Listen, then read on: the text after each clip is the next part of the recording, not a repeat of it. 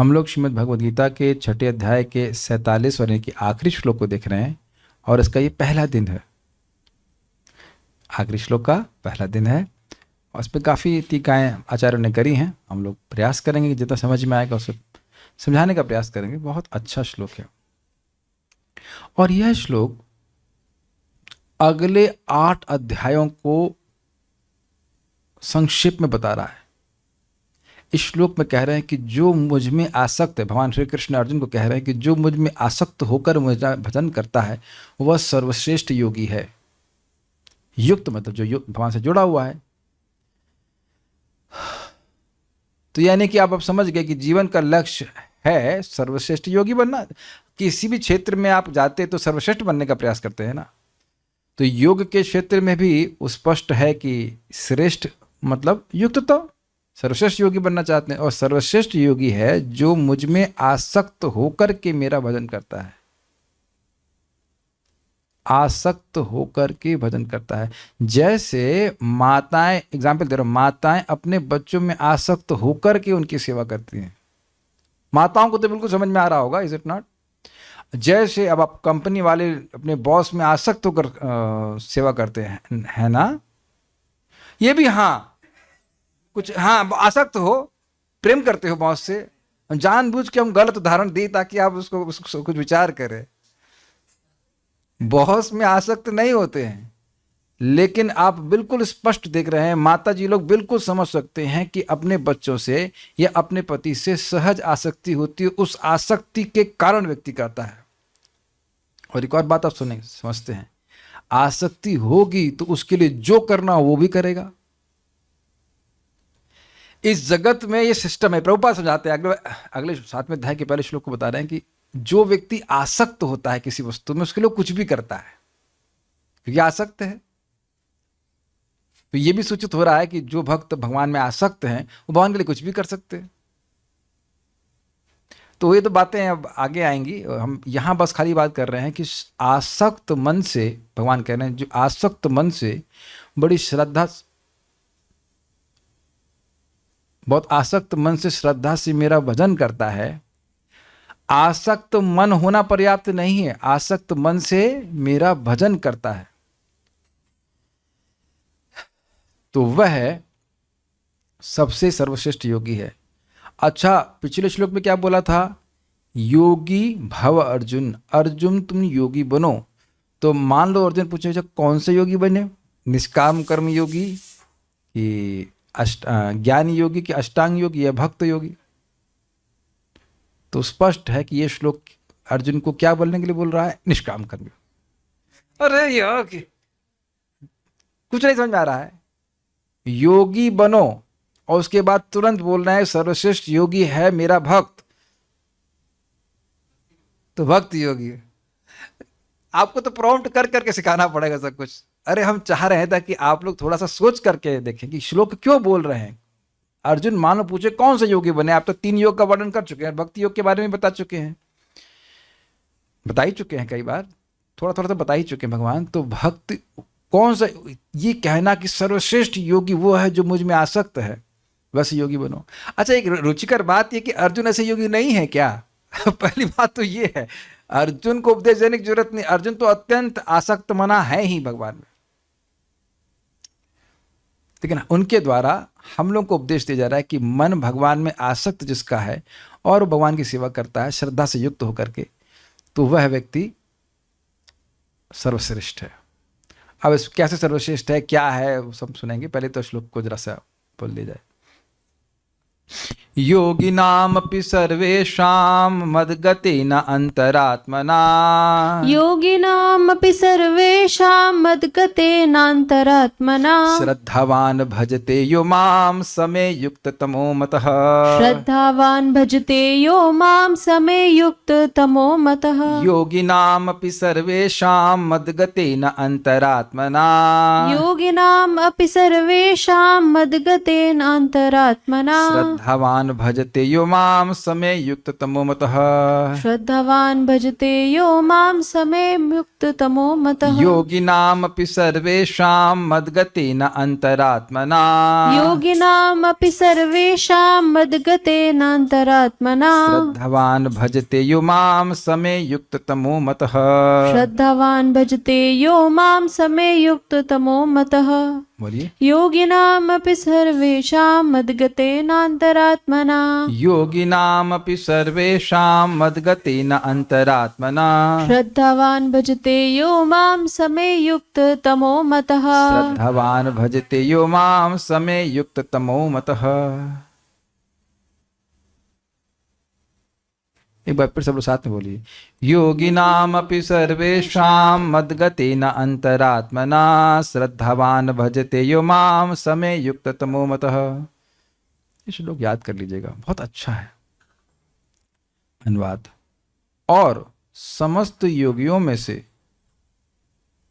जो योगी अत्यंत श्रद्धा पूर्वक मेरे परायण हैं, अपने अंतःकरण में मेरे विषय में सोचता है और मेरी दिव्य प्रेम भक्ति करता है, वह योग में मुझसे परम अंतरंग रूप में युक्त रहता है और सबों में सर्वोच्च है। यही मेरा मत है।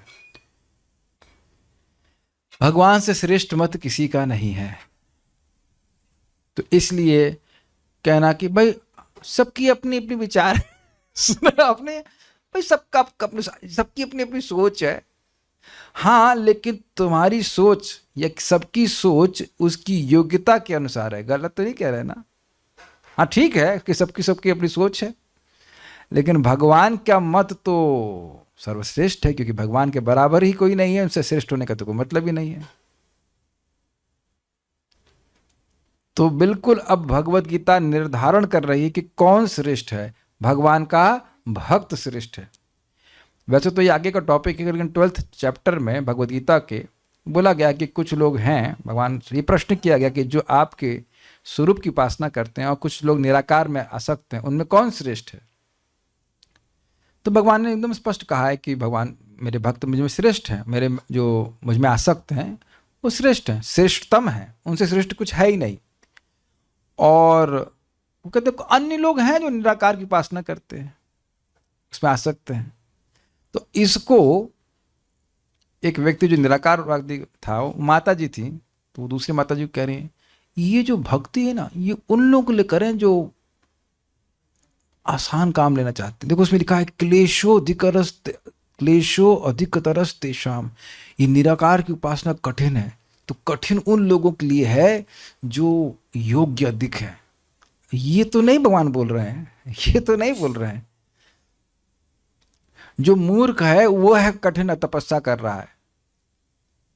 जैसे यहां से दिल्ली जाना हो तो व्यक्ति जापान होकर भी जा सकता है, उल्टा चले, यहां से उल्टा चले, उसके बाद यहाँ समुद्र में कूद जाए, फांद जाए, उसके बाद करते हुए जापान पहुंचे, जापान से अमेरिका वगैरह से घूम करके आ जाए, दिल्ली पहुंच जाएगा। अच्छा तरीका है ना? अंत तो करता तो भाई वहीं पहुंच रहा है ना।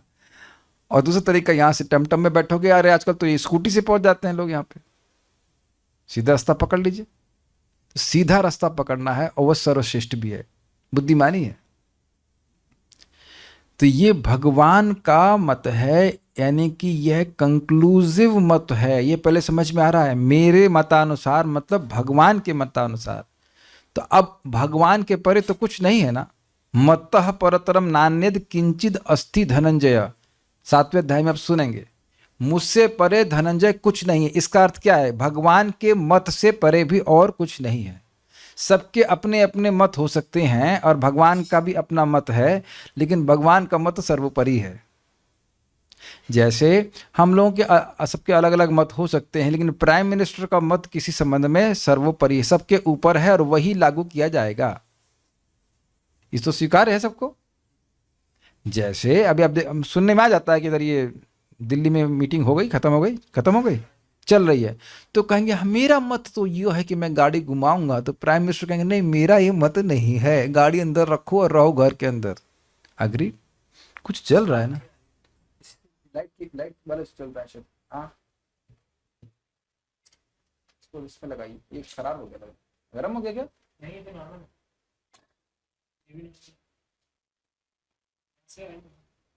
एसी तो नहीं चल रहा, एसी बंद कर दीजिए, फिर बंद कर दीजिए। कोई जल रहा है। भगवान को भगवान क्यों कह रहे हैं? लगता है कोई भगवान से ईर्ष्या कर रहा है। कोई भूत प्रेत तो नहीं आसपास? ओके।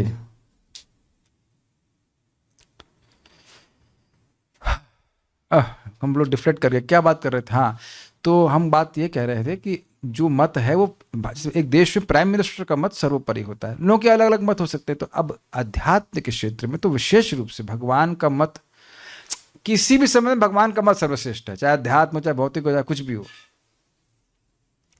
तो मे मता मतलब ये कंक्लूसिव है कि सारे योगियों में सर्वश्रेष्ठ भगवान के भक्त होते हैं।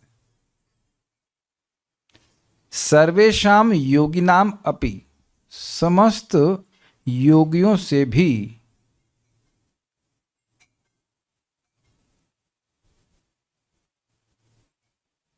सयुक्ततम, वे योगी सर्वश्रेष्ठ हैं जो श्रद्धावान यानी श्रद्धालु, मदगतेना अंतरात्मना, मुझ में आसक्त मन के द्वारा। मदगतेना मतलब आसक्त, अंतरात्मना मतलब अंतर आत्मा के द्वारा यानी मन के द्वारा। अंतरात्मना का तृतीय विभक्ति है अंतरात्मना।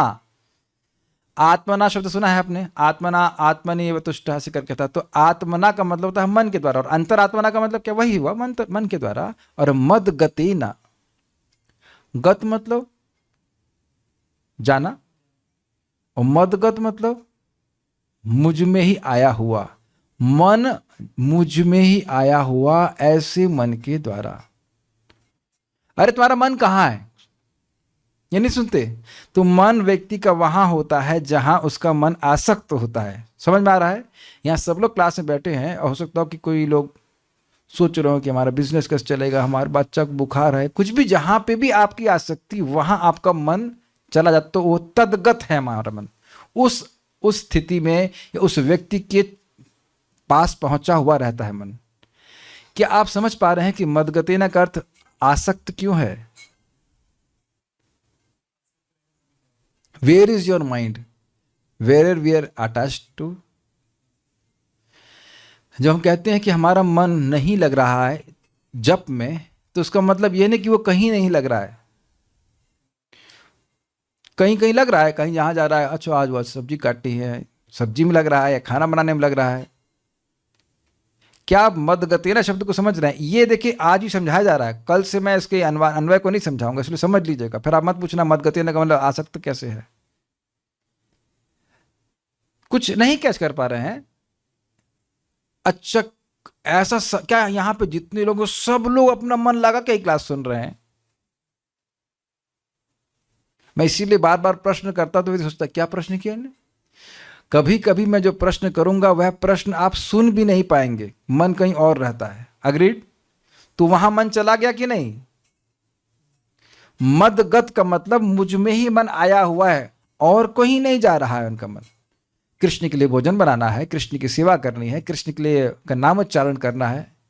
ये बताइए कि जितने वक्त हम स्पेशली देख रहे हैं जो रेगुलरली भक्ति कर रहे हैं, सुबह उठ के पिकनिक के लिए जाते ही सोचते होंगे ना, मॉर्निंग वॉक पे जाएं, पिकनिक करने जाएं, तो आपका सुबह उठते ही मन कहाँ जाता है? माला में जाता है कि नहीं? तो माला किसकी है? वो भगवान कृष्ण की जप करने के लिए माला है।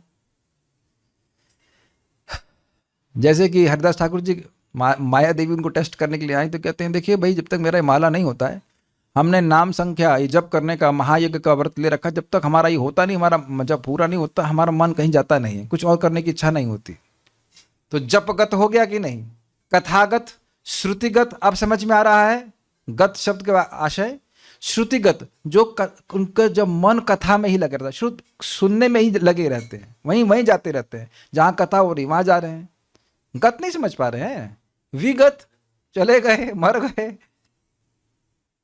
थोड़ा भाषा समझिए तब उसको रिलीज कर पाएंगे।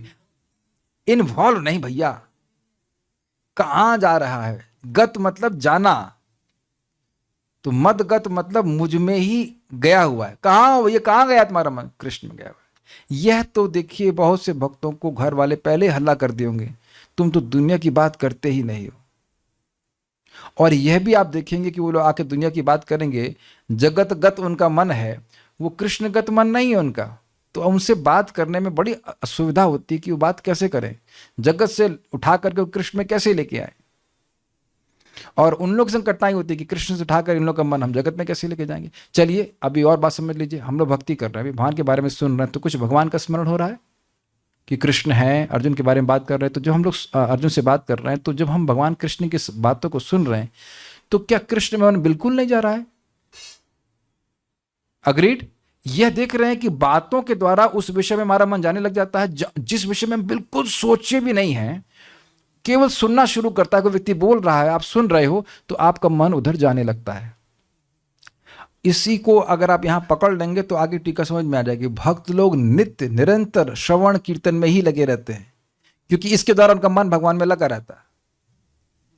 श्रवण कीर्तन सेवन इत्यादि, इसके द्वारा मन भगवान में लगा रहता है। विभिन्न रूप से लगा, क्रियाएं अलग अलग हैं, इंद्रियों की क्रियाएं अलग अलग हैं, लेकिन सारी इंद्रियों की क्रिया कैसे होती है? मन के द्वारा होती हैं। तो मन भगवान में लगा हुआ है, अर्थात इंद्रियों का सारा व्यापार भगवान में लगा हुआ है, और कहीं उनकी मति नहीं जाती। हम लोग इस अवस्था में है नहीं, लेकिन हम लोग इस अवस्था को प्राप्त करने का प्रयास कर रहे हैं। ये सुन सुन करके, ये शुद्ध भक्तों का लक्षण है।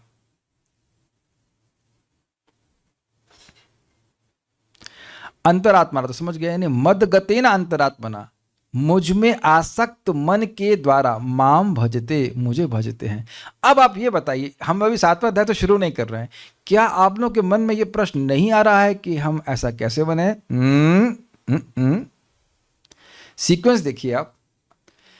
यहां पहले बोला पिछले श्लोक में कि सर्वश्रेष्ठ योगी है, तपस्वियों से, कर्मियों से, ज्ञानियों से श्रेष्ठ योगी है। तो प्रश्न नहीं आएगा कि योगी कैसे बने, ये कौन सा योगी बने? आपने 4-5 योगी बता दिया, कौन सा योगी बने? फिर कह रहे हैं कि सबसे सर्वश्रेष्ठ योगी वह है जो आसक्त मन होकर मेरा भजन करता है। तो फिर प्रश्न क्या आएगा? क्या आएगा प्रश्न? कौन सबसे ज्यादा आसक्त है, वो नहीं प्रश्न आएगा। प्रश्न है कि मैं आसक्त कैसे बनूं। समझ नहीं आ रहा है? पहला प्रश्न योगी, तो कौन सा योगी बनूं, ये प्रश्न आ जाएगा। तो यहां पे अब प्रश्न आएगा कि कैसे मैं आसक्त बनूं। इसीलिए 7वें अध्याय के पहले श्लोक में अर्जुन प्रश्न करते हैं कि मैं आसक्त कैसे बनूं, है ना? नहीं करते, अर्जुन नहीं करते हैं, कोई प्रश्न नहीं करते हैं। भगवान ही बोल रहे हैं 7.1 में, लेकिन भगवान इतने उतावले हैं कि मय्या आसक्त मनः पार्थ योगम युंजम मदाश्रय असंशयम समग्र माम यथा ज्ञास्यसि तच्छृणु। बता रहे हैं कि मुझ में आसक्त होकर तुम मुझे समग्रता में जान लोगे, और इसके लिए मुझसे सुनो। तो वहां भगवान स्पष्ट बोल रहे हैं, आसक्त होने के लिए तुम मुझसे सुनो। समझ में आ गया? यद्यपि अर्जुन कोई प्रश्न नहीं करेंगे श्लोक के बाद, लेकिन भगवान अपने आग्रह से बोल रहे हैं कि देखो तुम ऐसे आसक्त बनोगे। Are you able to follow this? भाई देखो, सर्वश्रेष्ठ व्यक्ति वो है कि जो मुझ में आसक्त हो जाए, और आसक्त तुम ऐसे होगे। क्योंकि ये स्वाभाविक रूप से क्वेरी आएगी कि हम युक्ततम कैसे बने। हम समझ गए कि आप में आसक्त मन होने से, होकर के भजने से व्यक्ति सर्वश्रेष्ठ योगी हो जाता है। इसी को रागानुग कहते हैं। रागानुग, आसक्त मन से। कह दीजिए गीता में रागानुग भक्ति के बारे में वर्णन नहीं है। राग का मतलब क्या होता है? अटैचमेंट, आसक्ति। तो वो कैसे आएगी आसक्ति भगवान के बारे में? सुनने से। और बड़ा स्पष्ट समझ लीजिए, सुनने का मतलब हुआ भगवान के ऐश्वर्य के बारे में सुनना, भगवान के माधुर्य के बारे में सुनना। जब इस प्रकार से व्यक्ति सुनता है भगवान की दया के बारे में, भगवान के बल के बारे में, ऐश्वर्य, तो व्यक्ति आसक्त हो जाता है। इस जगत में किसी से भी आप आसक्त हैं तो आसक्ति के कारण उसके गुण हैं। अग्रीड? जैसे एक व्यक्ति कह रहे थे, हम उस व्यक्ति से बहुत प्रेम करते हैं। क्यों करते हैं? बहुत केयरिंग है। आप अगर विचार करें तो कोई व्यक्ति बहुत केयरिंग होता है, कोई भी हो, चाहे माता जी हो, चाहे प्रभु जी हो, चाहे कोई भी हो, उससे व्यक्ति आसक्त हो जाता है। जबकि गुरु केयरिंग हो या और भी कोई हो, नेग्लेक्ट करना व्यक्ति को, किसी को भी अच्छा नहीं लगता। आपका बॉस अगर केयरिंग, आप उस दिन बता रहे थे ना, बॉस का सहज गुणगान कर रहे थे, बड़े केयरिंग है, हमको 10 बजे छोड़ देते हैं, पूरा तेल नहीं निकालते हो ना 75-60% पे छोड़ देते हैं 60% तेल निकाल रहा, तब भी कह रहे हैं केयरिंग है। अप्रिशिएट कर रहे थे कि नहीं? आप पहला वाला अधिक तेल निकालता था। ये केयर ही कितना आकर्षण होता है, बताइए। तो भगवान के गुणों को सुनने से व्यक्ति आसक्त हो जाता है। तो इस प्रकार से आसक्त मन होकर के, क्या मुझे फिर से वही गीता सुननी पड़ेगी? 10:40 हो गया है, ठीक है, आगे बोलिए। तो इस तरह से तो गीता नहीं सुन रहे हैं हम। क्या इस समय अभी आप लोग गीता में आसक्त नहीं होंगे? गीता किसकी है? भगवत गीता है ना, नॉट संगीता और समुद्र गीता और वटेवर गीता जोड़ लीजिए, बहु गीता, वटेवर कुछ भी कहती, नॉट बहु गीता, सास गीता, भगवत गीता। तो भगवत गीता में आसक्त हैं, समझ रहे ना मेरी बात? तो भगवान में आसक्त नहीं है।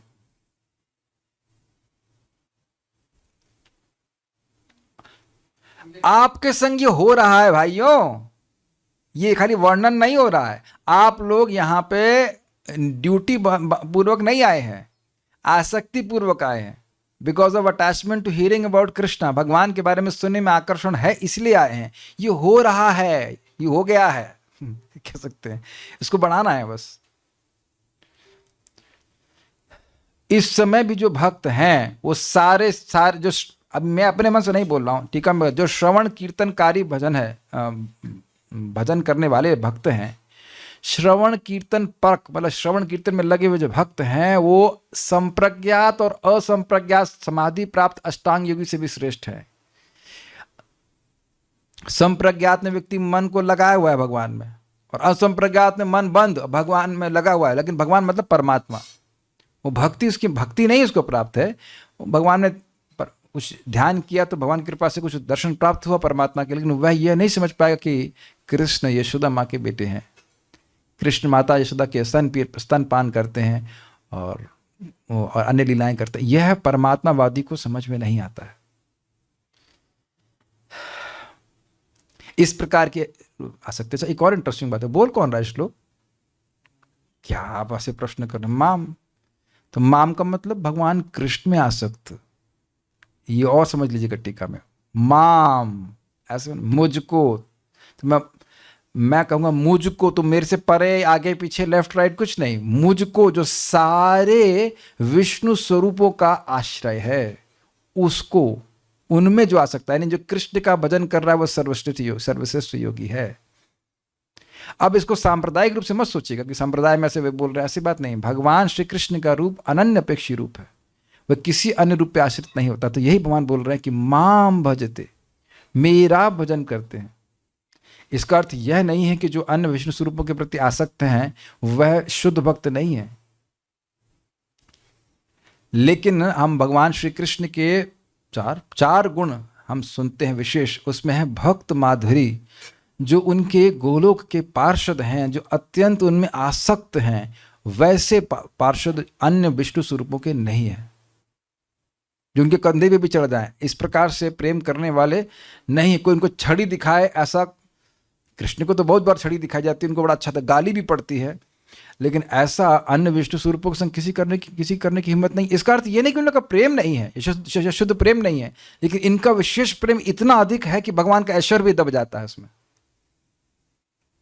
तो माम भजते, यही जिसको बोल रहे हैं, यही अर्जुन अभी कहेंगे करिष्य वचनम, तो 18वें अध्याय में कहेंगे, उसके बाद कहेंगे करिष्य में, बोलेंगे कि मैं आपका वचन करूंगा, और फिर कराएंगे अपना वचन। भगवान श्री कृष्ण सारथी है कि नहीं? रथ को वहां ले चलो, रथ को यहां ले चलो, रथ को वहां ले चलो। यद्यपि बोलेंगे कि मैं आपका वचन करूंगा, लेकिन भगवान करेंगे ना उनका वचन, करेंगे कि नहीं करेंगे? ये था माम प्रपद्यन्ते ताम चते भजामि हम। उन्होंने कहा कि मैं आपका वचन करूंगा, तो भगवान कहेंगे ठीक है मैं भी आपका वचन करूंगा। आपने कहा सारथी बन जाओ, सारथी बन जाऊंगा, सारथी बन भी गए भगवान। और आप लोगों को पता है कि नहीं पता है, जब युद्ध होता था, युद्ध होता है, तो इधर पीछे की तरफ भगवान के, मतलब क्या कहेंगे इसको, पीछे गर्दन के पीछे या शोल्डर, गर्दन के पीछे सेंटर में अपने पांव से, वो अंगूठे से और दूसरी वाली उंगली से वह उनको गाइड करते थे कि लेफ्ट जाना है कि राइट जाना है। इतना टाइम कहाँ है, अरे भैया लेफ्ट, उत्ते में बाढ़ आके लग जाएगा, नहीं, ऐसा संभव नहीं था। इतना भगवान सब सर्वेंट हो गए। इससे ये दिखा रहा है युक्ततम का मतलब क्या, इतने युक्त हैं, इतने युक्त हैं कि भगवान उनके सेवक बन जाते हैं। परमात्मावादी के या निष्काम कर्मयोगी और किसी के ऐसे सेवक नहीं बनते, इसीलिए कह रहे युक्ततम। और अच्छा एक और बात है, ये बता रहे हैं तो उसका मतलब क्या है? वो चाहते हैं कि हम ऐसे बने और भगवान हमारी सेवा भी करने लगो। इतना प्रेम हो जाए कि भगवान भी उस भक्त की सेवा करने लग जाए। नहीं करते हैं, बताइए। नंद महाराज के खड़ाऊ नहीं उठाते, गोपियों के वो टोकरी उठाते हैं और उसका कहते हैं क्या दोगी मेहनताना? कहते मक्खन दूंगी। तो गिनेंगे कैसे? तो गोबर को कृष्ण के गाल पे लगा देती थी। एक टोकरी उठाती थी कृष्ण का, कृष्ण के लिए गोबर की टोकरी नहीं थी, किस चीज़ की टोकरी थी? कोई तो टोकरी थी क्या, नहीं आओ, वो टोकरी उठाते उनके लिए, बोले टोकरी उठाते, बोले टोकरी उठाने में हेल्प करते, तो एक गोबर का एक निशान लगा देते कि एक इसको एक मक्खन का हम लोंदा देंगे हाथ भर के। तो उधर देखती तो कृष्ण अधिक मक्खन के लोभ में एक निशान और लगा लेते अपने कि और मिलेगा। जो आप्त काम है वो इस प्रकार से मक्खन काम हो गए। जो युक्ततम है उनको विशेष कुछ आदान प्रदान मिलेगा ना। तो आप ये समझ में आ रहा है कि भगवान ये श्लोक बोल रहे हैं तो अपना आग्रह, अपनी चाहत व्यक्त कर रहे हैं कि ऐसे योगी बनो। हम बता रहे थे ना, पापा कहते हैं बड़ा काम करेगा बेटा हमारा ऐसा पापा कहते हैं मेरे बड़ा नाम करेगा, बेटा हमारा ऐसा काम करेगा। तो क्या काम करेगा? युक्ततम बन जाएगा। This is what Krishna wants. ये बात है। और आप समझने का प्रयास करिए, जो गीता श्रवण कर रहे हैं, भागवत श्रवण कर रहे हैं, चाहे पहले दिन से ही कर रहे हैं, आप उस बस में बैठे हैं जिसका आखिरी स्टॉपेज है युक्ततम। ये श्रवण कीर्तन का जो प्रोसेस है भगवान का बारे में, भगवत गीता, श्रीमद् भागवतम, चैतन्य चरितामृत आदि ग्रंथ, ये इनका पर्यवसान क्या, लास्ट फल ये है कि भगवान के चरणों में शुद्ध प्रेम हो जाए, जो यहां बोल रहा है जा रहा है। शुरुआत से ही आप आसक्ति को ही कल्टीवेट कर रहे हैं। कुछ अच्छा लग रहा है तभी तो आ रहे हैं। पहले दिन से कुछ अच्छा लग रहा है तभी से तो आ रहे हैं ना आप। अच्छा लग रहा है मतलब उसमें अटैचमेंट नहीं डेवलप हो रहा है।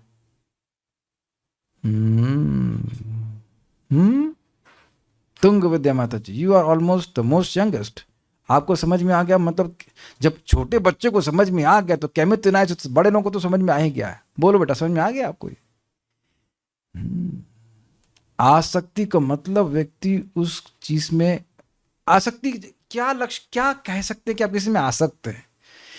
आप फोर्स्ड नहीं हैं फिर भी कर रहे हैं। परम पूज्य राधानाथ महाराज बहुत सुंदरता समझाते हैं, if you do something when you are not forced, if you take a responsibility when you are not forced, that is a sign of love. जब आप कोई दायित्व लेते हैं जिसके लिए आप बाध्य नहीं हैं तो वह प्रेम का लक्षण है। नौकरी व्यक्ति करता है तो नौकरी प्रेम का लक्षण नहीं है। जरूरी नहीं है, हो भी जाए, पता नहीं किसी को अच्छी लगती है नौकरी, अलग बात है कि जनरली नहीं, ऐसा नहीं कहा जाएगा। तो हम में से कोई जबरदस्ती तो यहाँ पे बैठा हुआ नहीं, ना मैं ना आप। तो ये दिखा रहा है कि कुछ आसक्ति है। अब उसको बढ़ाना है वो अलग बात है, लेकिन आसक्ति तो पहले दिन से ही है, यानी कि टेस्ट तो पहले दिन से ही है। जैसे जैसे हृदय शुद्ध होता जाएगा वैसे वैसे ये टेस्ट जागृत होता चला जाएगा।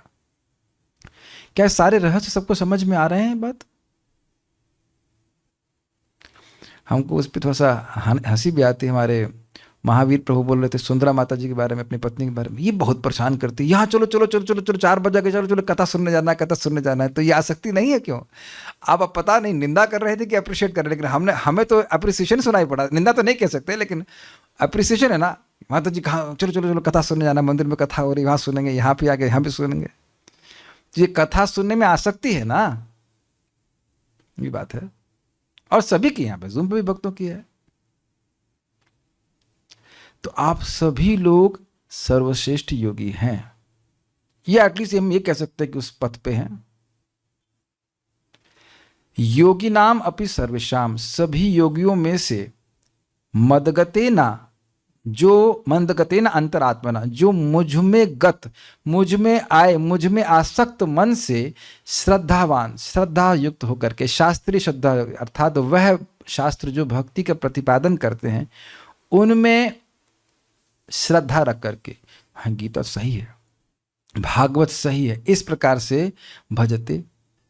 और ये इंटरेस्टिंग बात है कि शास्त्र श्रद्धा से युक्त होकर ही तो व्यक्ति आसक्त होगा। भगवान की बात पे विश्वास है कि भाई भगवत गीता में लिखा है कि कृष्ण भगवान हैं, कृष्ण अनंत ऐश्वर्य से युक्त हैं, तो ये सुन रहा है शास्त्र से, उसका विश्वास है शास्त्र पे, तभी तो कर रहा है। और एक और बात है कि श्रद्धा का लक्षण है इसलिए भजते।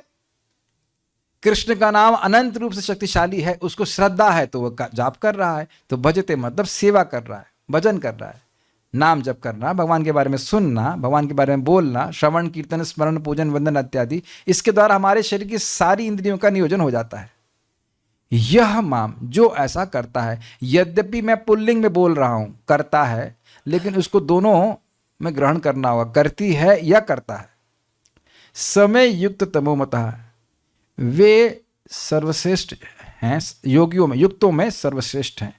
अब एकदम चले जाएं थोड़ा हाई लेवल पे, तो क्या गोपियां युक्तम हैं या नहीं है? ब्रज की गोपियां युक्ततम हैं कि नहीं? क्या उनका वह आसक्त मना है या नहीं है? जी हाँ, भगवान में जितनी श्रद्धा उनकी है, उनका तो कहना ही क्या फिर। और उनका भजन कर रहे हैं कि नहीं? भगवान के सखा, भगवान के माता पिता, एक्चुअली मुझे क्रम से आना चाहिए, गोपियां, फिर भगवान के माता पिता, फिर सखा और उनके दास, उनके सेवक, और वहां का धाम और अन्य वस्तुएं, सभी तो भगवान से आ सकते हैं, तो युक्ततम है। वैकुंठ के पार्षद भगवान में आ सकते हैं।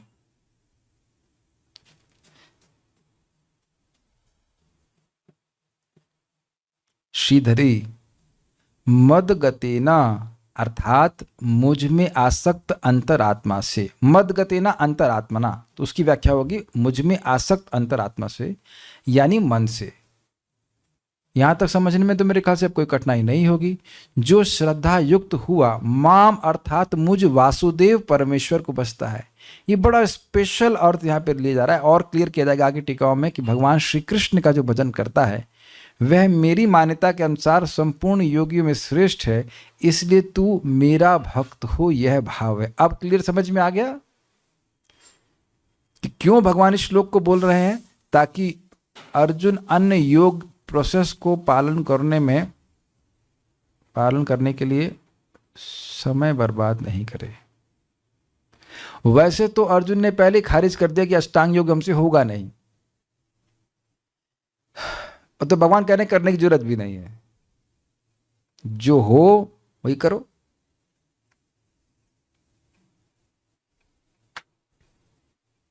जो भगवान के भक्त हैं ना, करो, बने रहो। अब आप लोगों को ऐसा बहुत सिंपल सी बात लगती होगी, लेकिन ये सब बातें गीता से ना समझने के कारण लोग कितनी बड़ी गलती करते हैं, मैं आपको बता रहा हूँ। अब उन व्यक्ति की स्थिति हमको नहीं पता।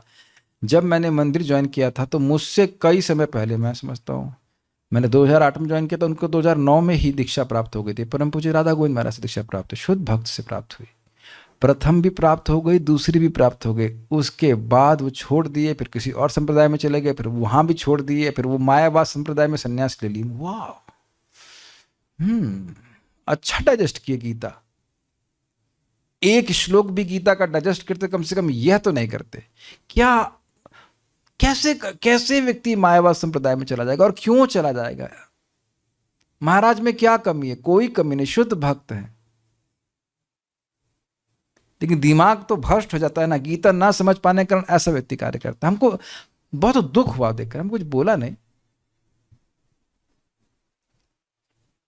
है ना। लोग सोचते हैं कि एक होता है, पर एक महाराज जी के पास व्यक्ति दीक्षा लेके के लिए अप्लाई किया, वो 5 लोगों से दीक्षा लेके आया था पहले। वो सोच रहा है कि हम में कमी नहीं है, कमी गुरु जी में है, मगर हमारा आध्यात्मिक प्रगति नहीं हो रही है। सब मूर्खता है। शिक्षा के अभाव में लोग ऐसा कितना बड़ा नुकसान कर लेते हैं अपना, शिक्षा के अभाव में ऐसा करते हैं।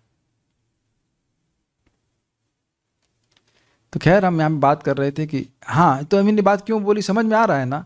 भगवान की भक्ति करना, भगवान कृष्ण में आसक्त होना, ये सर्वश्रेष्ठ है, ये सर्वश्रेष्ठ है। और आप लोग ये देखे होंगे कि भगवान के नाम के भी मतलब हरे कृष्ण मंत्र हम लोग को प्राप्त हुआ है। और इसके बारे में आपने क्या सुना है? राधा कृष्ण स्थलम लभेत। जो इस 32 अक्षरों से युक्त हरे कृष्ण मंत्र का जप करता है वह श्री श्री राधा कृष्ण के स्थल को प्राप्त करता है। तो ये सर्वश्रेष्ठ मंत्र हो गया कि उससे ऊपर, गोलोक से ऊपर तो कोई धाम है नहीं। बिल्कुल स्पष्ट है, शास्त्र को एकदम सिस्टमैटिकली पढ़ेंगे तो समझ में आ रहा है कि हम पर सबसे बड़ी कृपा की गई है। और प्रभुपाद जी कहते हैं anyone who is attracted to this sankirtan mission of Shriman Chaitanya Mahaprabhu is most fortunate. Most का मतलब उससे अधिक फॉर्चून हो नहीं सकता है। जो श्रीमन चैतन्य महाप्रभु के इस संकीर्तन आंदोलन से आकर्षित है तो वो सबसे अधिक भाग्यशाली है। और वहीं से उसके दुर्भाग्य का निर्माण भी हो सकता है कि छोड़ दे हरे कृष्ण मंत्र, सोचे कि और श्रेष्ठ मंत्र से मिल सकता है, इससे और कोई फास्ट प्रोसेस हो सकता है, इत्यादि इत्यादि। फास्ट हो सकता है उसको लगे, लेकिन भगवान के पास नहीं पहुंचाएगा वो। समझ में आ रहा है? टेम्पो फास्ट लगता है लेकिन आपको यहां से अमेरिका या अमेरिका से नहीं पहुंचा देगा। इससे पहले मैं आगे जाए, हम ये एग्जाम्पल हम बता देना चाहते हैं। साइकिल एक वाहन है, साधन है, उससे तेज मोटरसाइकिल है, तो मोटरसाइकिल से तेज कार है जनरली। और हवाई जहाज आप कह रहे हो उनसे तेज, लेकिन क्या यह बताइए ये बात बताइए कि हवाई जहाज की तुलना जमीन पे चलने वाले साधनों से की जानी चाहिए? बिल्कुल सही आपने कहा, वो कैटेगरी ही नहीं है।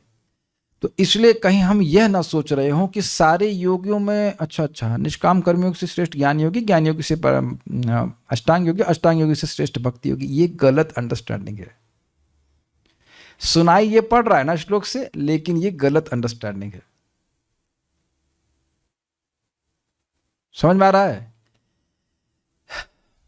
आचार्य उदाहरण दे रहे हैं कि देखिए एक पर्वत, उससे बड़ा पर्वत, और तीसरा पर्वत, और एक सोने का पर्वत।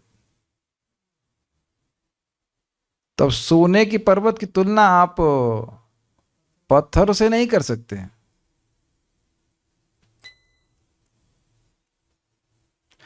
किसी के पास 2 किलो भी सोना हो, वो कहे तुम्हारे पास क्या है? मेरे पास पहाड़ है। ठीक है, घूमो पहाड़, ट्रैकिंग करो, क्या करेंगे? मेरे पास सोने का 1 किलो सोना है, उसका बहुत मूल्य हो गया कि नहीं? और अब पूरा पहाड़ सोने का। एक तो ये उदाहरण दी गया, और एक बहुत मजेदार उदाहरण है जिसको हम जब सुने श्रीपाद रामानुचार्य जी देते हैं, हमको खुश हो गए, इतना खुश हो गए उसको बताए बिना हम आगे जा नहीं पाएंगे। ये एकदम ये एग्जाम्पल समझेंगे गृहणियां जो भोजन बनाती हैं। आप लोग जानते हैं राई होती है और एक सरसों का बीज होता है। तो राई होती है छोटी और मस्टर्ड सीड होता है बड़ा। आपको समझ में नहीं आएगा, आ रहा है समझ में? थोड़ा बहुत आ रहा है, क्योंकि वो खाली दाल में जब छुक जाती है तभी देखे होंगे, छौक तो कोई मारे नहीं होंगे जिंदगी में। तो आचार्यों की टीका पढ़नी है तो पहले जाकर के मस्टर्ड सीड का छौक मारो। समझ आया? तो श्रीपाद रामानुचार्य जी कहते हैं भाई देखो, मस्टर्ड सीड, सरसों के दाने आपस में छोटे बड़े होते हैं, आप देखेंगे वो सरसों के दाने भी छोटे बड़े होते हैं। और राई वो भी प्रकार का है दाना, उसी तरह का लगता है, वो और छोटा होता है। लेकिन इनकी तुलना क्या आप मेरू पर्वत से कर सकते हैं? क्या स्टेटमेंट है, क्या स्टेटमेंट है! अरे मेरू पर्वत नहीं समझ में आ रहा है तो मेरी पर्वत जो हम याद आ रहा है 88,000 किलोमीटर मील लंबा है, या योजना से कुछ तो बहुत लंबा है, वो नहीं समझ में आ रहा है तो कम से कम हिमालय तो समझ में आ रहा है। तो हिमालय और कहाँ मस्टर्ड सीड? तो यह कह सकते हैं कि हाँ भाई राई से श्रेष्ठ मस्टर्ड सीड है, सरसों का दाना है। लेकिन क्योंकि अब ये कहा जाए कि सरसों के दाने से बड़ा हिमालय है, क्या ये तुलना करना ठीक है? या ये कहें कि हिमालय इनसे बड़ा है, ये तुलना भी बेमानी है। लेकिन हाँ बात तो सही है, हिमालय इन सारे सरसों के सीड से, सारे सरसों के बीजों से बड़ा है। अच्छा, कौन से सरसों के बीज से बड़ा है? ये प्रश्न ही नहीं किया जा सकता है। कोई सरसों का बीज हिमालय के बराबर नहीं है। मैं हिमालय का उदाहरण इसलिए दे रहा हूं क्योंकि मेरू पर्वत हम लोग देखे नहीं है, अन्यथा एग्जैक्ट एग्जाम्पल है मेरू पर्वत। तो यानी कि क्षमता की दृष्टि से, मात्रा की दृष्टि से बहुत अधिक, और गुणवत्ता की दृष्टि से भी बहुत अधिक। इतना क्षमता है, केवल भक्ति की क्षमता है कि वैकुंठ की प्राप्ति कराती, और भगवान के माधुर्य का अनुभव भी भक्ति ही कराती है। अन्य साधन ऐसा नहीं करा सकते। इससे पहले मैं इस टीका में जाऊं, एक इंटरेस्टिंग बात है। तो कोई व्यक्ति कर्म कांड कर रहा है, कहो भैया हम 1 अश्वमेध यज्ञ किए हैं, अरे हम मान लीजिए 100 का, हमने 100 अश्वमेध यज्ञ किए हैं, ब्राह्मणों को हम दान दिए हैं, अरे प्रयागराज में रह रहे हैं भाई, 100 साल से रह रहे हैं। आप समझ रहे हैं मैं क्या बोलने वाला हूं? और ऐसे करके कोई हम ये पुण्य किए हैं, वो पुण्य किए हैं, तो आप कहेंगे हरे कृष्णा किए हो? नहीं, वो तो नहीं किए, हम हरे कृष्णा किए। समझ रहे हैं ना? मेरे पास ये है, मेरे पास वो है, मेरे पास ये पुण्य है, मेरे पास वो पुण्य है। तो आप क्या बोलेंगे? मेरे पास हरे कृष्णा है। तो अब प्रभुपाद इसको समझाते हैं बहुत सुंदर तरीके से। ये सारे कर्म कांड और जो कुछ भी तपस्या है, ये भगवत प्रेम नहीं दे सकते। साधु कृपा नाम बिना प्रेम नहीं होए। समझ में आया? कुछ भी कर्म कर ले उससे भक्ति प्राप्त नहीं हो सकती है। और भगवान का नाम उच्चारण करना अपने आप में भक्ति, सर्वश्रेष्ठ भक्ति है। भगवान के भक्तों की संगत में आना, उनके संग में बैठना, सुनना और हरे कृष्ण मंत्र करना, इसके द्वारा भक्ति हो जाती है, भगवान में प्रेम हो जाता है। तो अब समझ में आ रहा है कि श्रेष्ठ तो कहा जा रहा है, वो ना सिर्फ श्रेष्ठ है बल्कि बिल्कुल अलग पथ है। वो समझ गए ना कि हवाई जहाज का सिस्टम ही अलग है। वो जमीन पे चलता ही नहीं है, वो हवाई जहाज में हवा में उड़ रहा है। उसकी स्पीड और उसकी जो रेंज है उसे कैसे मैच करेंगे? जीप लेके जाएंगे अरेबियन सी में, फंसा देंगे कहीं, चलो हमको जाना है यार, व्हाटएवर, मिडिल ईस्ट में जाना है या कहीं और जाना है। कर सकता है? नहीं कर सकता। उसकी रेंज ही नहीं वहां पे, ना तो स्पीड ऐसी है ना रेंज वहां तक है। इसीलिए प्रभुपाद जी कहते हैं, भगवद गीता के तात्पर्य में ही कहते हैं कि जो एक नौसिखिया भक्त है भक्ति का, वह भी मायावादी सन्यासी आदि से बहुत श्रेष्ठ है। उस श्रेष्ठ का बिल्कुल अलग ही है। जैसे इस जगत का कोई भी महान व्यक्ति हो, लेकिन राजा को अपना बच्चा उससे कहीं अधिक प्रिय है, जो है वो बच्चा चाहे उसकी गोदी में पॉटी भी कर दे। अग्रीड? कुछ अंतर आ रहा है। जो अपने बच्चे के प्रति राजा का वात्सल्य होगा, वो अन्य भिखारियों के प्रति नहीं होगा जो से भीख मांगने के लिए आते हैं। ये सारे योगी भगवान से भीख ही तो मांग रहे हैं ना, हमें सफलता दे दीजिए, हमें सफलता दे दीजिए। लेकिन भगवान तो जो उनसे प्रेम के रास्ते पे चल पड़ा है कि हमें भगवान का प्रेम प्राप्त करना, वो नया डिवोटी भी क्यों ना हो, वो भगवान को बहुत प्रिय है। अच्छा, आप में से कितने लोग नए डिवोटी नहीं हैं? कोई हाथ खड़ा कर रहा है? Let me just see. Okay, तो सभी नए डिवोटीज हैं, न्यू बेबीज। तो new born babies are also very dear to Krishna. Are the babies understanding this? समझ नहीं पा रहे इंग्लिश। क्या छोटे छोटे बच्चे जो हैं वो समझ पा रहे हैं हमारी बात को? अब हमको थोड़ा सा कम क्रोध प्रकाशन करेंगे। एक भक्त दिख रहे हैं हमको, तुमको भाई स्वभाव है क्रोध आता है तो कहें हमसे तो अच्छे वो लोग हैं जो भजन ही नहीं कर रहे हैं, हमें तो भजन करके भी हमें क्रोध आ रहा है, ये आ रहा है, वो आ रहा है। तो हमें आपकी बात पे क्रोध आ रहा है।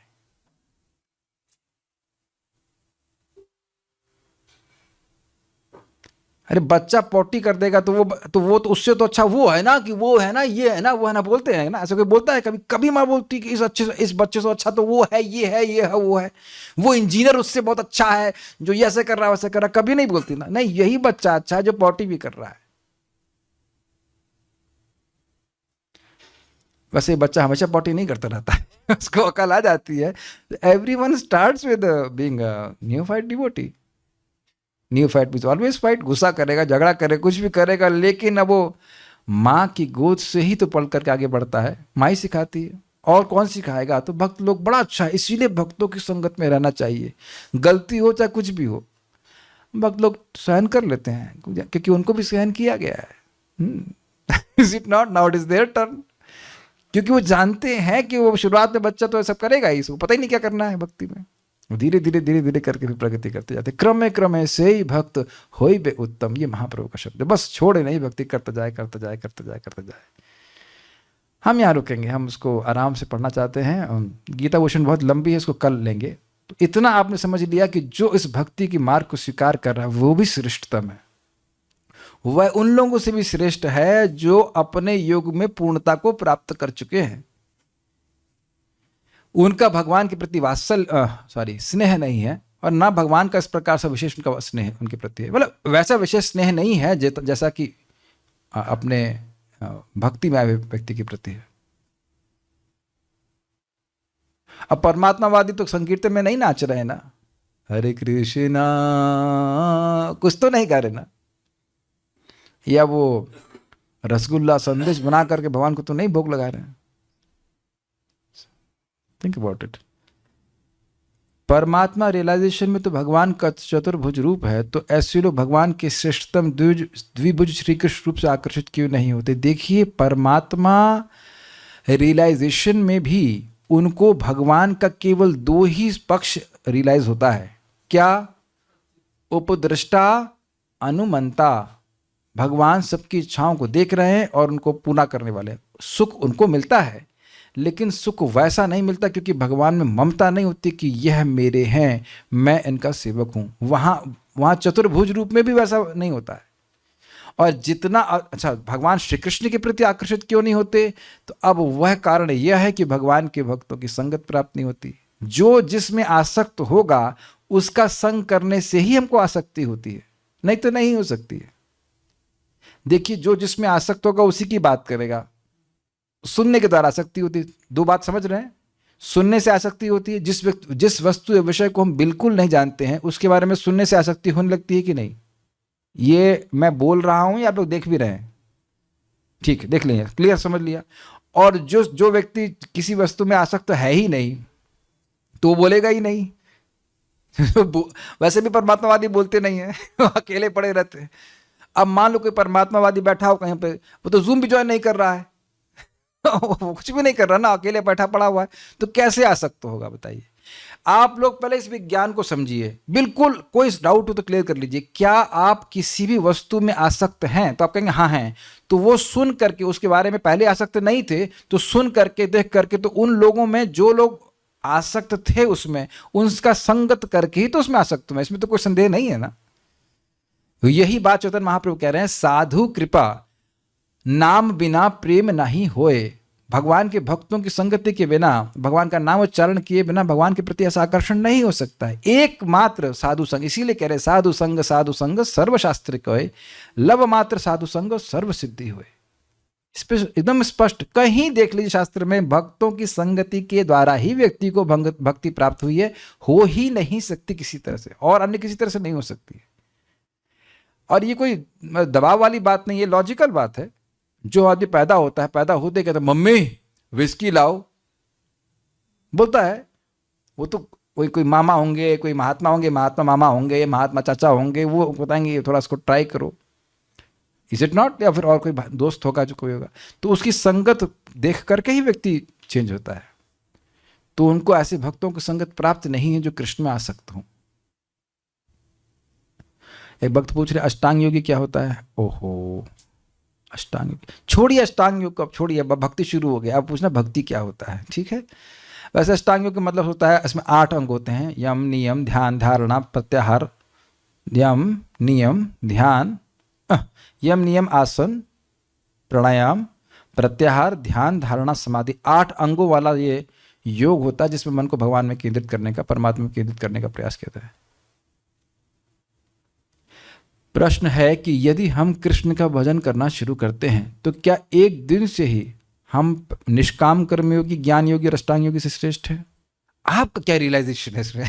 अरे इतनी देर से यही तो समझा रहे हैं आपको। ये ज्ञान नहीं हुआ विज्ञान प्रभु? इतनी देर से यही तो समझा रहे हैं। हाँ जी, हरे कृष्णा श्रेष्ठ सभाकार, जिसके मुख से नाम उच्चारण हो रहा है वो सबसे श्रेष्ठ है। अब आप सुन चुके हैं वो। वेपन्ते दुरिता निमोह महिमा सम्मोह मालंबते सातंकम नखरंजनीं कलयति श्रीचित्रगुप्तः कृति सानन्दं मधुपर्क संभृति विधौ वेधा करोत्य उद्यमं वक्तुं नाम्नि तवेश्वराभिलषिते ब्रूमः किमन्यत् परम। भगवान का भक्त भगवान से कह रहा है कि हे भगवान, अब और क्या कहा जाए। जब कोई व्यक्ति आपके नाम की बोलने की इच्छा करता है, हरि बोला नहीं, बोलने की इच्छा करता है, तो उसके काप थरथराने लगते हैं। अरे नाम आ रहा है, नाम आ रहा है। जैसे सिंह आ रहा होता है तो अरे भैया सिंह आ रहा है, तो सिंह आने से पहले लोग भाग जाते हैं, है कि नहीं। अरे सिंह छोड़ दीजिए, यहाँ एक सर्प भी आ जाए, एक उस दिन छिपके लिए आ गए थे तो लोग भागना शुरू कर दिए थे, तो अब सर्प आए तो क्षमा कीजिएगा, सिंह आ जाए, हल्ला हो जाए कि सिंह आ गया है, तो आया नहीं है, समझ रहे हैं, आया नहीं है, कि ये भावना हो जाए, ये हल्ला हो जाए कि सिंह आ रहा है, अरे सिंह आ रहा है, सिंह आ रहा है, तो लोग भाग जाएंगे। उसी प्रकार से आ रहा है, आ रहा है, आ रहा है, क्या आ रहा है, हरि आ रहा है। हरि का एक अर्थ सिंह भी होता है, वैसे हरि का नाम आ रहा है, इसके मुख पे आने वाला, भागो भागो भागो, सारे पाप भाग जाते हैं। वेपन्ते दुरितानि मोहमय, मोह महिमा सम्मोह आलम्बते। मोह की महिमा जो सर्वश्रेष्ठ मोह है, वह भी मोहित होकर गिर जाता है, मूर्छित हो जाता है। सातंकम नखरंजनीम कलयति श्री चित्रगुप्त कृति। चित्रगुप्त हैं, वह बड़े आतंकित होकर के उनको देखते हैं, इस व्यक्ति को देखते हैं। क्यों आतंकित हो रहे हैं, कह रहे हैं इसने नाम बोल दिया और गलती से भी कहीं ये हमारे पास आ गया तो इस बार तो जान जाएगी, मार दिए जाएंगे। पिछली बार तो माफ कर दिया, तब एक बार माफी हो जाती है जामिल वाले केस में, कहीं ये गलती से हमारे यमदूत उसको पकड़ के ले आए तो हम तो गए, इसलिए बहुत डरते हैं। और ब्रह्मा जी उसके लिए मधुपर्क बनाना आरंभ कर देते हैं। क्यों? क्योंकि जानते कि नाम बोला है तो बहुत जल्दी हमारे धाम से होता हुआ या हमारे लोक से होता हुआ भगवान के धाम जाएगा। अब भी कुछ समझाना है। कभी कभी भक्त जब जूम पे आते हैं, स्पेशली नए भक्त, और मैं अत्यंत प्रसन्न हो जाता हूं, तो समझ नहीं पाते होंगे कि हम प्रसन्न क्यों हो रहे हैं। अब समझ में आ रहा है कि प्रसन्न क्यों हो रहे हैं। हमें तो मधुपर्क बनाना चाहिए, लेकिन अब क्या करें, इतना तो टाइम नहीं है मधुपर्क बनाने के लिए। लेकिन क्योंकि कितने बड़े भाग्य का निर्माण कर रहे हैं वो व्यक्ति समझ नहीं पा रहे। बस दुख की बात ये होती है कि बहुत बार ऐसे भक्त लोग श्रवण नहीं करते हैं, तो श्रवण नहीं करते हैं तो समझ नहीं पाते हैं कि हरे बोलने की बात छोड़िए, बोलने की इच्छा का इतना बड़ा महत्व है। तो आप कहेंगे भगवान ऐसा प्रकाशित क्यों नहीं करते, अब सभी के यहाँ ब्रेकफास्ट ब्रह्मा जी मधुपर्क देने क्यों नहीं आते, हम तो रोज माला कर रहे हैं। भगवान जानबूझ कर अपने नाम की महिमा को जगत में डायरेक्ट नहीं प्रकाशित करना चाहती, बहुत गुई है, केवल शास्त्रों और भक्तों के मुख से ही व्यक्ति को समझ में आता है। कोई व्यक्ति को, मान लीजिए किसी को बुखार हो, हरे कृष्ण करो, बुखार उतर जाएगा। अब भगवान सबका बुखार इस प्रकार से उतारते रहे तो बड़े आसानी से लोग हरे कृष्ण करने लग जाएंगे कि नहीं। This is most confidential. Om नमो नारायण के लिए 17 बार रिजेक्ट किया श्रीपाद रामानुजाचार्य जी को, 17 बार, 17 टाइम्स। ये हम लोगों को आसानी से मिल रहा है, महाप्रभु की कृपा है, भगवान का नाम, इसलिए सोचते हैं कि तो क्या है, क्या है सही। तो जो व्यक्ति भगवान के नाम उच्चारण कर रहा है, भक्ति कर रहा है, वो सबसे श्रेष्ठ है। प्रमाण आपको मैं देता हूं, भगवान का आचरण ही प्रमाण है। सन्यासी लोग गृहस्थों से श्रेष्ठ होते हैं, इसमें कोई संदेह है कि नहीं हैं, श्रेष्ठ हैं, ठीक। अच्छा, वो सन्यासी जिसके 60,000 सन्यासी शिष्यों, वो सब सन्यासी में श्रेष्ठ है कि नहीं? कोई विरोध नहीं है ना। आप तो समझ रहे हो मैं क्या बोल रहा हूं। श्रीमन चैतन्य महाप्रभु भगवान कृष्ण है कि नहीं, इसमें तो कोई विरोध नहीं है। महाप्रभु वाराणसी में है, कई दिन वहां रहे और एक भी दिन इस मायावादी प्रकाशानंद सरस्वती के पास नहीं गए भोजन करने के लिए। उनकी तरफ से न्योता भी आता, कहते मैं आज व्यस्त हूं, मैं यहां जा रहा हूं, मैं वहां जा रहा हूं। और अपने गृहस्थ भक्त चंद्रशेखर तपन मिश्र के यहाँ वो भोजन, चंद्रशेखर आचार्य के घर में रहते थे, हाँ, चंद्रशेखर आचार्य के घर में रह रहे थे और तपन मिश्र के यहाँ प्रसाद पा रहे थे। दोनों गृहस्थ। तो अब समझ में आ रहा है ना भगवान को कौन प्रिय है, कि अब भी डाउट है। मैं ये नहीं कह रहा हूं कि सन्यासी प्रिय नहीं, माधवेंद्रपुरी प्रिय हैं, लेकिन ये प्रकाशानंद सरस्वती बहुत तपस्वी थे, लेकिन भगवान को निराकार कहते थे। भगवान उनसे बहुत क्रोधित थे, इसलिए मिलने भी नहीं जाते थे। और न वो मिलने आते थे। तो अब आपको सब, अब तो बहुत क्लियर हो गया ना कि कौन श्रेष्ठ है, कौन अधिक प्रिय है, ये बात है। प्रभु जी, क्या भक्ति में निष्ठा डेवलप होने से पहले दीक्षा मिल जाती है क्या? I ask this because you shared example of one Prabhu ji living bhakti yoga. हाँ देखिए, मैंने एक व्यक्ति, इनका प्रश्न है कि भक्ति में निष्ठा होने से पहले दीक्षा मिल जाती है। वास्तविक बात तो यह है कि दीक्षा तब लेनी चाहिए जब लगे कि ये जगत दुखमय है। लेकिन दूसरा एंगल यह है कि प्रभुपाद इस बात को बताते हैं कि एक प्रामाणिक गुरु व्यक्ति को दीक्षा दे देते हैं यद्यपि वो अयोग्य हो। उसकी यह योग्यता नहीं कि वो दिख जाए उसको जगत दुख का घर है, इस जगत में दुख ही दुख है और जगत से विरक्त हो। ये योग्यता हम में से किसकी है बताइए? थोड़ा बहुत दिखता है, फिर नहीं दिखता है, फिर थोड़ा दिखता है, फिर नहीं दिखता है ऐसे चल रहा है हमारे संग। तो हम तो अपना संसार लेके आ जाते हैं, ये बात होती है। लेकिन भगवान के महान भक्त जानते हैं कि उनकी कृपा से वह सही हो जाएगा। लेकिन अब कृपा रिजेक्ट ही कर दो तो क्या कर सकते हैं? ये तो बात है। तो ऐसा नहीं कि एकदम निष्ठा हो जाएगी तभी दीक्षा प्राप्त होगी, ऐसा कुछ कोई केस नहीं। गुरु की इच्छा पर निर्भर करता है, वह देखते हैं कि कौन व्यक्ति योग्य है नहीं है। महाराज ने दिया, अब उस व्यक्ति ने डिफॉल्ट कर दिया। भगवान ने स्टार्टिंग में ही क्यों नहीं बताया ये मेरा भक्त सब कि ये मेरा भक्त सबसे श्रेष्ठ है इन सब योगियों से? आपने अपने प्रश्न का उत्तर स्वयं दे दिया। भगवान कहते कि मेरा भक्त सब योगियों से श्रेष्ठ, तो अर्जुन पूछते ना किन योगियों से श्रेष्ठ है? तो इसलिए बता दिया कि निष्काम कर्म योग, ज्ञानी योग और अष्टांग योग। उत्तर हो गया आपके प्रश्न का। मैं कहूं कि आप इन सबसे श्रेष्ठ है तो आप पूछेंगे ना किन सबसे श्रेष्ठ है, तो उनका वर्णन नहीं करना पड़ेगा पहले। तो इसलिए भगवान अच्छे से समझा दिए। वैसे ये तो हमने विनोद में बताया, बात इस चीज की है कि हर व्यक्ति भक्ति योग कर नहीं पाता है। करना तो बड़ा आसान है, लेकिन लोगों की श्रद्धा नहीं होती है। व्हाट? वो एक हरे कृष्णा करने से हो जाएगा सब कुछ? कल मैं सुना रहा था ना गोपाल चक्रवर्ती वाली बात। करना बड़ा आसान है, लेकिन लोग नहीं कर पाते। वक्तुम समर्थोपि न वक्त कश्चिद अहो जनानाम व्यसनाभिमुख्यम। थोड़ा सा आप 2-4 लोगों को फोन कीजिए, कहिए हरे कृष्णा करो, अरे हरे कृष्णा करें, हमें 60 लोगों को गाली देनी है। उन्हें कितना बड़ा पुरुषार्थ करेंगे। सच्ची बोल रहा हूं। मैंने अपने भाई को बोला, अरे यार हरे कृष्णा कर, एक माला तो कर। अरे मेरे पास टाइम नहीं है हरे कृष्णा करने का, ये सब करने का टाइम। फालतू बात कर रहा है क्यों? बाप रे, बहुत गंदी बात कर दी लग रहा है हमने। हमें जाकर 60 लोग गाली देनी है। हमने कहा वाह कितना बड़ा पुरुषार्थ है भाई आपका। ये असली बात बोल रहा हूं, झूठ नहीं बोल रहे हैं। नहीं बोलते हरे कृष्णा। मैं आपको बताया था ना कि मैं वो बाल बनाने गया था नोएडा में। बाल बनाने का मतलब बाल शेव कराने गया था। तो वहाँ एक व्यक्ति दूसरे कुछ धर्म को विश्वास करने वाले थे, तो खूब गंदी गंदी गाली बक रहे थे। हमने कहा ऐसा करिए अच्छी गाली बताते हैं, हराम खोर बोलिए। नहीं बोला। अब वो समझ गया, वेशभूषा देखा समझ गया कि क्यों बोलवाना चाहते हैं। हमने कहा इससे बहुत फायदा भी होगा आपको। तो बगल वाला वो भी उसी धर्म को मानने वाला था, क्या फायदा होगा? हमने कहा मुक्त हो जाता है। वो अभी नहीं बोला। तो लोग नहीं बोलते हैं। वक्तुम समर्थोपि न वक्त कश्चित। तो भक्तों की संगति करता है तो व्यक्ति को विश्वास होता है कि हाँ भगवान का नाम करने से हमारा लाभ होता है।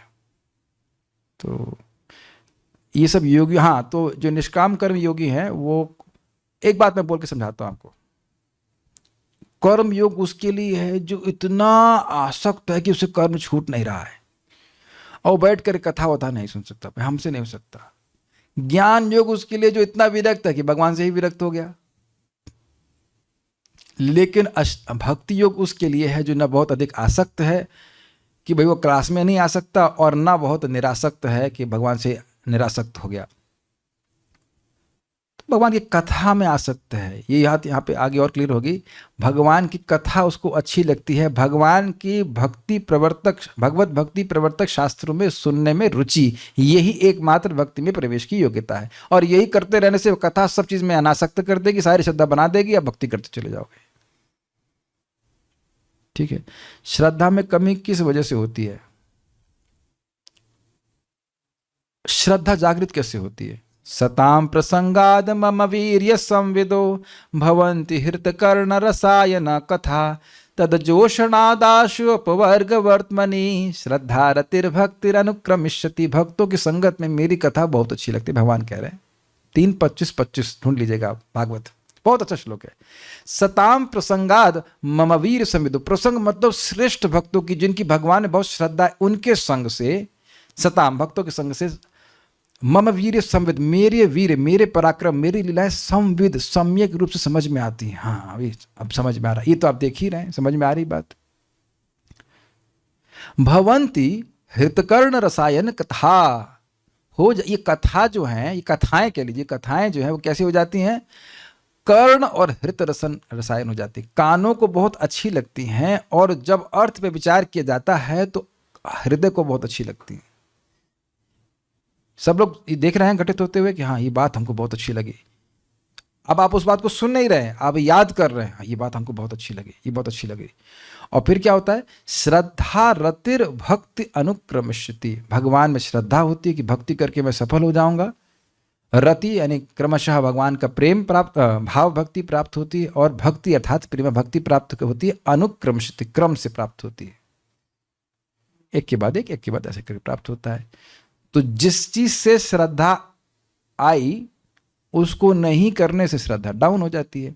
महाराज सुंदर बताते हैं कि मान लीजिए किसी के शरीर में विटामिन की कमी होती है, जैसे विटामिन डी शरीर में बनता नहीं ना इस तरह से, कुछ अपने से नहीं बनता है जहाँ तक मैं समझ रहा हूँ, वो सूर्य से मिलता है या उसके कुछ सप्लीमेंट्स खा लेते, तो कह रहे हैं जिस प्रकार से विटामिन सी भी इसी प्रकार कहा जाता है मैं समझ रहा हूँ, तो विटामिन सी का इंजेक्शन लगाता है या कुछ पिल खाता होगा तो आ जाता है। तो नहीं खाने से क्या होगा, कमजोरी आ जाएगी। बार बार हमारा संदेह बना रहता है, क्या एक ही नाम से अनंत जन्म के पाप नष्ट हो जाएंगे? आप लोगों को मैं बोलता नहीं तो मैं जब कैसे करूंगा, जब कैसे मैं निरंतर मेरी बुद्धि नाम की महिमा गाती रहती है, ऑलमोस्ट निरंतर याद ही रखता हूं एक ही नाम से भगवान। आज में से मैं बार बार स्मरण कर रहा था इस बात का भगवान का, कि भगवान अर्जुन से कहते हैं किसी ने कभी भी कहीं भी मेरा नाम लिया है तो मैं उसको नाम को कभी नहीं भूलता। उसका मतलब क्या है? देखिए ये मननशील करते हैं, बहुत अच्छा लग रहा था। किन किन का उद्धार करना है? अरे ऐसे नाम लेता है, इसका नाम तो है डायरी में, हाँ आपका नाम भी है, गॉट इट। और ये मेरा शब्द नहीं है, प्रभुपाद जी कहते हैं कि भगवान के पास एक डायरी है, लेक्चर में प्रभुपाद कहते हैं कि एक डायरी है जिसमें आपका नाम लिख लिया है। अगर एक बार भी कृष्ण बोला है, क्या लिखा है, क्या बोला है? कृष्ण। यहां जूम वाले बोलेंगे भी नहीं इतना, वही नाम ना लिख दे, वही नाम चढ़ जाएगा। जैसे यहाँ पे होता है ना, कुछ गलत काम कर दे तो पुलिस वाले के यहाँ पे नाम लिख चढ़ जाता है, 4 शीट लग जाती है। अब हम अन्य देवताओं की उपासना करने वालों को चैलेंज करते हैं कि बताइए कि क्या कभी कोई देवता ऐसा बोला है? कहीं आपने ऐसी महिमा सुनी है? ये और हम भी अपने मन से नहीं बोल रहे हैं खाली ब्रॉडकास्ट करने के लिए, ये पुराण में है। आप विचार कर लीजिए किस में आसक्त होना चाहिए, किसकी सेवा करना चाहिए। ये कोई झगड़े की बात नहीं है, शास्त्र की वचन है, स्वीकार कर लेंगे लाभ होगा। और आप अगर कोई नहीं भी स्वीकार करेगा तो ऐसा तो नहीं कि हम लोग अरे भाई ये नहीं स्वीकार कर रहा है तो हम भी छोड़े, तो मत करो, अगले जन्म में आओ जो भी कुछ करो। विचार कर लीजिए कि किस में फायदा है, किसकी सेवा करने से फायदा है, बताइए। जो कंपनियां किसी ने जॉब की जहां कर रहा है, अपना विवेक लगा कर रहा है ना कि भाई कहाँ पे अच्छा मिलेगा, कहाँ पे कम मेहनत करनी पड़ेगी, अधिक कहाँ कम मेहनत और अधिक कमाई है ना, नहीं करते आप विचार। तो यहां है ना बहुत कम मेहनत और कमाई बहुत ज्यादा। हरे कृष्णा बोलने में भी है, लेकिन को अति प्रयासा, कुछ बहुत अधिक प्रयास तो नहीं है ना, लेकिन लाभ कितना अधिक है। हम आज प्रसाद पा रहे थे, सिंपल प्रसाद, हमें लौकी सब्जी उबाल दिया, क्या पुण्य मिल रहा है, कोई विचार कर सकता है, बताइए।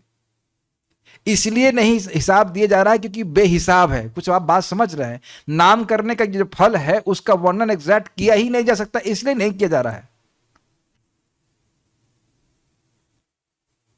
यही है फल कि भगवान में प्रेम हो जाए। तो प्रेम का क्या फल है? वो तो अनंत है। अब अनंत का क्या वर्णन करेंगे आप, बताइए।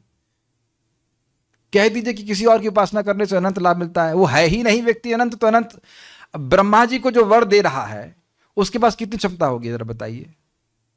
जो शिव जी को वर दे रहा है उसके पास कितनी क्षमता होगी? अनंत क्षमता होगी, तभी तो दे रहे हैं। शिव जी ब्रह्मा जी उनके प्रणाम कर रहे हैं।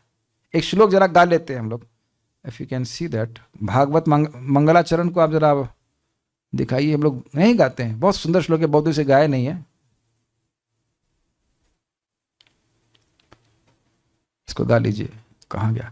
यम ब्रह्मा वरुणेन्द्र रुद्र मरुतः स्तुन्वन्ति देव्यैस्तवैर् वेदैः साङ्गपदक्रमोपनिषदैर्गायन्ति यं सामगाः ध्यानावस्थित तद्गतेन मनसा पश्यन्ति यं योगिनो यस्यान्तं न विदुः सुरासुरगणा देवाय तस्मै नमः। यम ब्रह्मा, जिनको ब्रह्मा वरुण इंद्र रुद्र, रुद्र कौन है? शिव जी हैं कि नहीं? मरुत, मरुदगण, स्तुन्वन्ति दिव्यैस्तवैः, इस दिव्य स्तुतियों के द्वारा उनको उसकी स्तुति करते हैं। वेद सांग पदोक्रमोपनिषद, अपने वेद उपनिषद सब उनकी गायन करते हैं। ध्यानावस्थित तद्गतेना, तद्गतेना, यहाँ मदगतेना तद्गतेना वही अर्थ है कि ध्यान में अवस्थित होकर उनमें आसक्त मन से पश्यन्ति यम योगिना, कौन से योगिना? भक्ति योगिना। यस्यांतम न विदुः सुरासुरगणः, जिनके अंत को सुर और असुरगण मिलकर भी नहीं जानते हैं। देवाय तस्मै नमः, उन देव भगवान श्री कृष्ण को मैं नमस्कार कर रहा हूं। सुत गोस्वामी बोलते हैं भागवत, भागवत प्रमाण है। तो इसलिए भगवान के भजन करना चाहिए। तो इस प्रकार की श्लोक सुन करके व्यक्ति की भगवान में श्रद्धा होती है। और जब श्रद्धा, और अगर भगवान के बारे में नहीं सुनता है तो माया तो काम ही है श्रद्धा डाउन करना। हरे कृष्णा दिखाई पड़े, मधुपर्क दिखाई पड़ा कहीं? पानी भी नहीं पूछ रहा तुमको, तुमको ब्रह्मा मधुपर्क पूछेगा? तुम्हारी सास पानी भी नहीं पूछ रही है। ऐसा करके माया बोल सकती है what ever, you know, is it not? क्या मिला तुमको करके? ये माया का काम ही है। इसीलिए भक्त लोग खूब जोर जोर से बोलते हैं ताकि सुन लें लोग और उनको श्रद्धा हो। कह रहे हैं कि माया बहुत पिटाई कर रही है फिर भी दुख दिखाई नहीं पड़ता है, संसार में दुख नहीं दिखता है। ये बात बड़ी इंटरेस्टिंग है। परम पूज्य राधा गोविंद महाराज कहते हैं जगत को दुखालय क्यों कहते हैं? एक आपका उत्तर है कि भाई दुख का घर है, और दूसरा अर्थ अद्भुत है। लय मतलब छुपा हुआ, आलय मतलब एकदम समन्ताज बढ़िया से छुपा हुआ। दुख तो हैं लेकिन दुख छुपे हुए हैं। दुख होता है व्यक्ति को, लेकिन इस प्रकार से है कि लोगों को दुख दिखता नहीं, जैसा कि अभी ये भक्त बोल रहे हैं। और इसीलिए भगवान गीता में कहते हैं जन्म मृत्यु जरा व्याधि दुख दोषा अनुदर्शनम, यह ज्ञान है। जन्म मृत्यु जरा और व्याधि का दुख लगातार जिसको दिखे वह ज्ञानी है। अर्थात प्राय लोग सब अज्ञान में, उनको दिखता नहीं है कि हम भी तो मरेंगे। कल हमें व्यक्ति का फोटो देख रहे थे, बिल्कुल बिल्कुल समझ ही नहीं आ रहा था। बचपन में उनके पिताजी बॉय कट रखे थे, तो हमें लगा भाई भाई भाई हैं तो बहन भाई हैं। आप लोग भी अपना शक्ल मतलब फोटो देखेंगे तो कहेंगे ये कौन है? आप ही हैं। आप हैं मतलब आपका वो पुराना शरीर है पूर्व जन्म का, तो नहीं दिखाई पड़ रहा है देह का परिवर्तन, दिख रहा है फिर भी तो सोच रहा है कि नहीं मैं तो देह हूं या जो भी। तो कोई बात नहीं, क्लास में आइए, क्लास में आते रहेंगे तो अब जगत में दुख दिखे या नहीं दिखे, कम से कम भक्ति में सुख है ये जरूर दिखने लग जाएगा। अग्रीड? और यह भी दिखने लग जाएगा कि भोग में सुख नहीं है, उसके रस को भगवान गायब कर देंगे। था ही नहीं, लेकिन हमारी जो मान्यता थी वह भी गायब करेंगे। धीरे धीरे सब हो जाता है। Okay, will stop here. आपका भी प्रश्न है? ठीक है, छोटा प्रश्न। हरे कृष्ण प्रभु जी। हाँ प्रभु जी, वो अभी हम लोग ने पढ़ा कि वासुदेव परमेश्वर का भजन करता है। हाँ, तो यहाँ पे भगवान कृष्ण के बारे में ही हाँ, भगवान कृष्ण के बारे में, भगवान कृष्ण के बारे में।